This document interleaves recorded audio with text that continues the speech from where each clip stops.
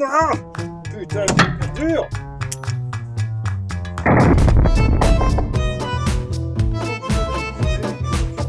Ouf, ça va du tout.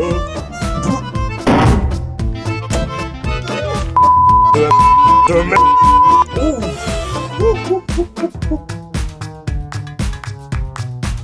Bonjour, bonsoir à tous, bienvenue sur le French Grenier, c'est Adrien comme d'habitude. Aujourd'hui, on continue encore un tout petit peu, parce que voilà, j'ai un peu de rab, la série des petits revolvers sympathiques.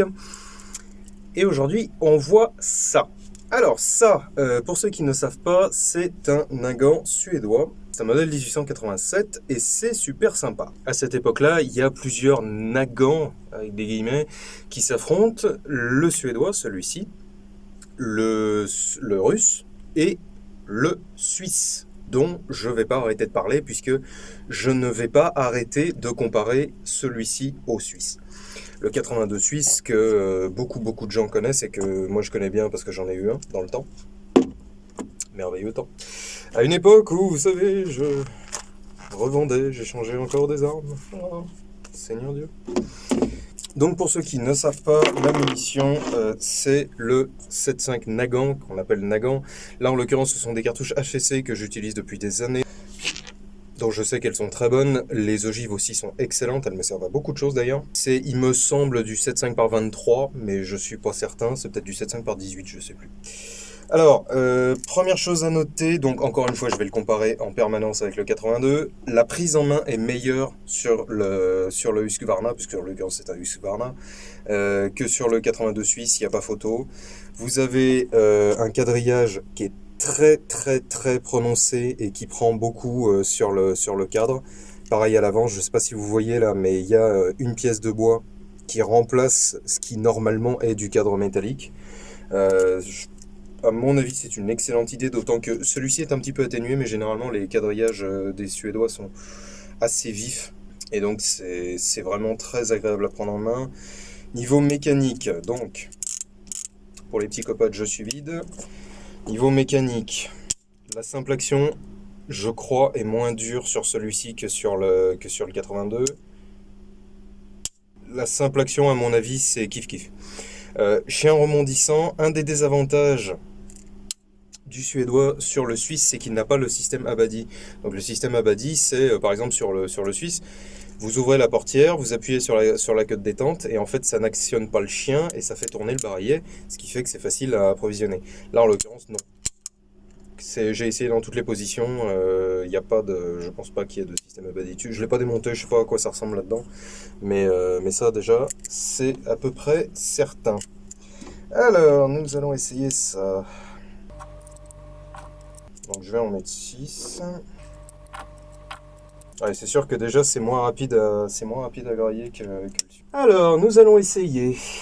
Je ne sais pas si vous voyez les cibles qui se trouvent au-dessus de moi, mais ça se voit que j'ai changé les ampoules ou pas? En revanche, j'ai aussi changé de cible, elles sont encore plus petites que d'habitude. Ça doit être des, je sais pas ce que ça peut être, des 15 ou des 14 par 14, je sais. Donc si je touche pas, c'est pas de ma faute, c'est la cible. Lol.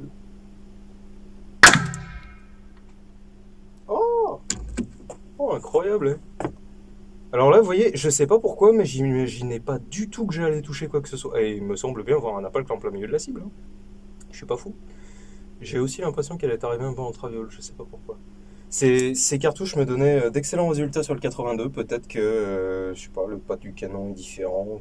Un des gros soucis par rapport au 82, c'est que les organes de visée du suédois sont...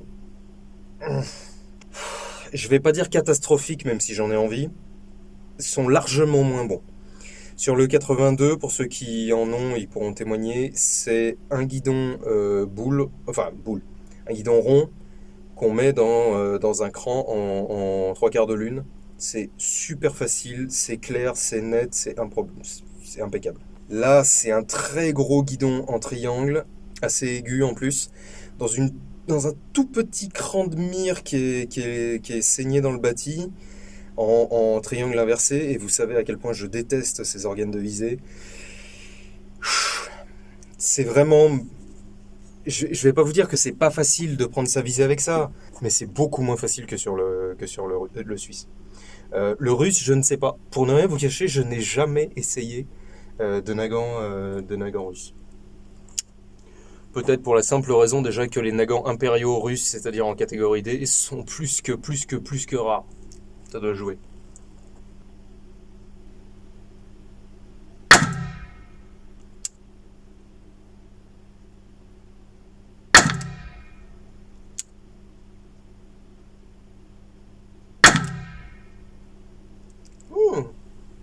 Ah, c'est pas mal. Franchement, c'est bien. On va essayer de faire de la double action de la main gauche, histoire de voir. Je vais faire un gong.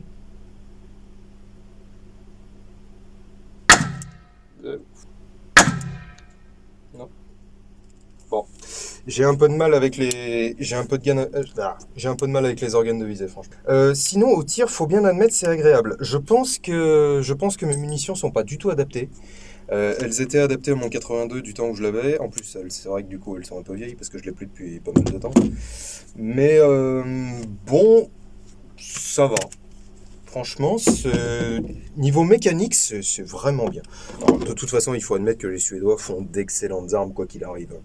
C'est bien fini, c'est super bien fini. Le bronzage est magnifique, il n'y a pas de problème à ce niveau-là. Les quadrillages sont un petit peu foutraques. Un petit peu. Je sais pas qui a fait le quadrillage que j'ai dans les yeux là, mais il est un poil foutraque. Bon, après, c'était fait à la main, hein, voilà, bon. Enfin, je pense. Les aciers sont excellents parce que les aciers suédois sont excellents. Mécaniquement, c'est vraiment intéressant. Là vraiment, j'ai pas eu de point dur, j'ai pas eu de mal, même sur la double action, elle est vraiment ultra fluide. Il y a rien à dire là-dessus. Franchement, niveau mécanique, il y a rien à dire. Maintenant, bon, c'est vrai que la prise de visée pêche. C'est le problème de ce modèle. C'est d'ailleurs pour ça que j'en ai pas. C'est que la prise de visée, c'est un peu une cata.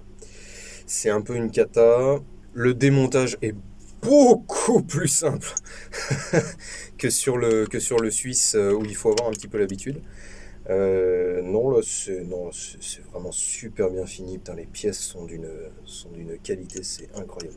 Ça, c'est bon. Voilà, vous savez, enfin pour ceux qui me suivent depuis longtemps, vous savez que j'aime beaucoup les armes suédoises, notamment grâce à leur Mauser. Ça, c'est vraiment une superbe arme et je vous la recommande vraiment, hein. Maintenant, elle a un défaut primordial, c'est sa prise de visée. Voilà. Si ça vous gêne pas et que vous êtes prêt à investir un petit peu dans le rechargement, parce que c'est vrai que bon, les munes sont difficiles à trouver.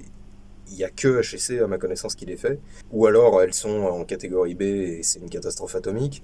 Bon, il faudra faire des essais. Le couple armes-munitions peut être un petit peu délicat à trouver. Mais en dehors de ça, c'est vraiment un pur bonheur. Ouais. Tu me ferais presque de l'œil.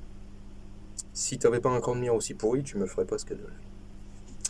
Allez, je vous dis à très bientôt pour une prochaine vidéo. Restez bien connectés, vérifiez bien, abonnez-vous, vérifiez la page parce que parfois YouTube a tendance à vous désabonner pour aucune raison. Mais vérifiez bien parce que les gars, il y a du lourd qui va arriver. Je vous en dis pas plus. Allez, ciao!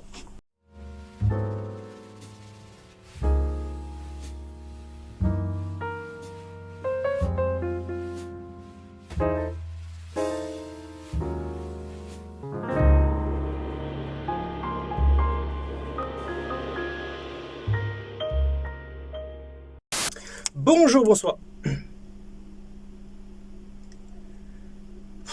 La fatigue. Bonjour, bonsoir à tous. Bienvenue. Je sais même plus comment ça s'appelle ma propre chaîne, c'est cool. C'est un modèle